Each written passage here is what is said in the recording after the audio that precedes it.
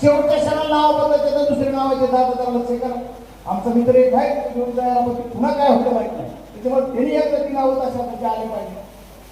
तिची सुद्धा आज जर सगळ्या कुटुंबाला मागणी केली, सर्व माध्यमाच्या माध्यमातून मी एक विनंती करणार आहे गृहमंत्री महोदयांना, जर या कुटुंबाला मागणी केली आदरणीय दादांनी तुम्हाला त्याच्यात सांगितलंय तर तुम्ही पंकज कुमार त्यांचं नाव प्रमुख म्हणून द्या.